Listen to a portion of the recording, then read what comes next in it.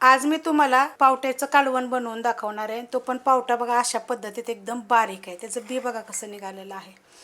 जो आपला पावटा असतो ना सातारा भागाला, तो थोडासा चपटा पावटा असतो, असा गोल नसतो। हा पावटा कसा आहे बघा, एकदम गोल आहे, खूप चविष्ट लागतं बरं का कालवणाचं अशा पद्धतीत।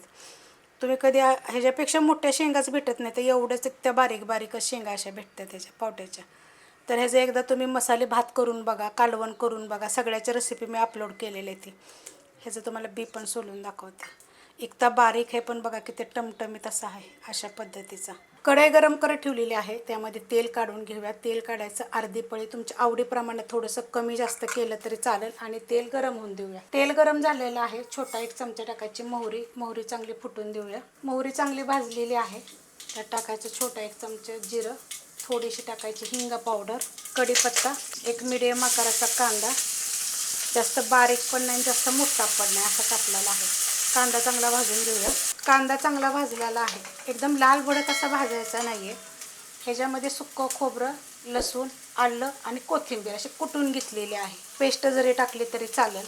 1 गड्डी लसूण आहे, एकदम थोडासा सुक्कं खोबरं आहे आणि कोथिंबीर आणि एक अर्धा इंच आले। ह्याच्यापेक्षा थोडासा छोटा तुकडा सुक्कं खोबरं आहे। नसेल आवडत तर नाही टाकलं तरी पण चालू शकतं आणि मिक्सरला बारीक केलं तर चालेल। हे चांगलं परतून घेते, मस्त असं परतून घेतलेलं आहे। गॅस करणार आहे थोडासा बारीक, त्याच्यामध्ये टाकायची आपल्याला थोडीशी हळद मस्त एकदम बघा कलर आहे ह्याचा।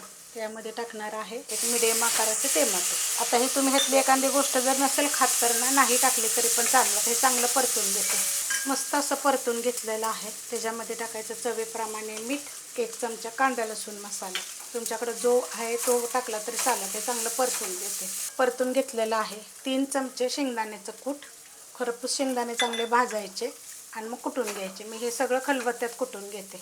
त्याच्यामध्ये हा पावटा 250 ग्रॅम पावटा आहे, 250 ते 300 ग्रॅम सोलून चांगलं परतून घेते।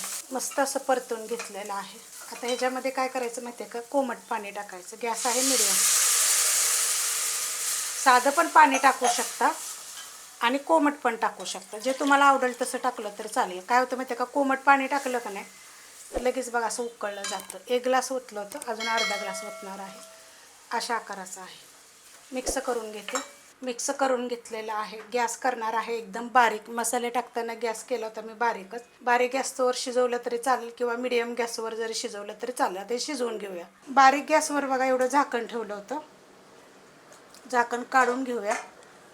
कालवण बघा मस्त असं शिजलं गेलेलं आहे, जास्त पातळ केलेलं नाही आहे, जास्त घट्ट पण केलेलं नाही, अशा पद्धतीत। अजून पातळ पाहिजे तर करू शकता, एवढं पातळ आहे बघा। आणि मस्त असं शिजलं गेलेलं आहे, तुम्हाला दाखवते।